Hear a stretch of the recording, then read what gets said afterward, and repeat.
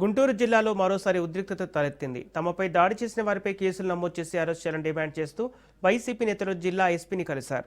మాజీ మంత్రి అంబటి రాంబాబు, ఎమ్మెల్సీ మొండితోక అరుణ్ కుమార్, లేళ్ల అప్పిరెడ్డి ఎస్పీకి ఫిర్యాదు చేశారు.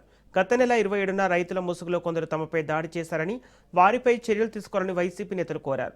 రైతుల సమస్యలపై ఉండవల్లికి వెళ్తున్న సమయంలో తమను అడ్డుకొని దాడి చేసిన వారిపై కేసులు నమోదు చేయకుండా తమపైనే కేసులు పెట్టారని అంబటి రాంబాబు ఆరోపించారు.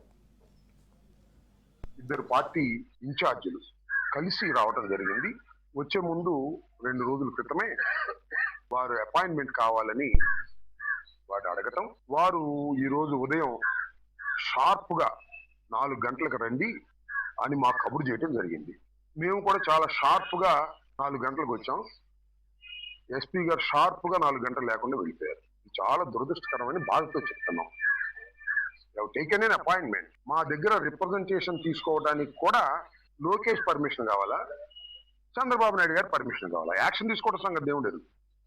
అట్లీస్ట్ 2 రోజుల నుంచి మేము ప్రయత్నం చేస్తే 4 గంటలకి షార్ప్ గా రమ్మని చెప్పి అంతకు ముందు ఏమీ కవర్ చేయకోకుండా మేము 4 గంటలకు షార్ప్ గా వస్తే మా రిప్రజెంటేషన్ తీసుకోవడానికి ఆయన లేకపోగా ఎడిషనల్ ఎస్పీకి ఇంట్రడ్యూస్ చేశారు, ఎండార్స్ చేశారు. That is okay. కానీ దిస్ ఈజ్ నాట్ ది వే.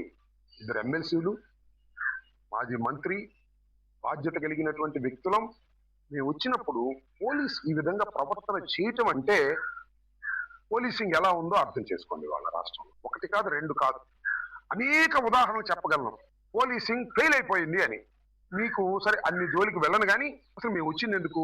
27వ తారీఖున మేమందరం అమరావతి రైతులను పరామర్శించడానికి ఉండవల్లి వెళుతుంటే మధ్యలో దారి కాచి మా కార్లు పగలగొట్టి మమ్మల్ని కొట్టడానికి ప్రయత్నం చేసి దౌర్జన్యం చేసి మేము వెనక్కి తిరిగి వచ్చేసాం.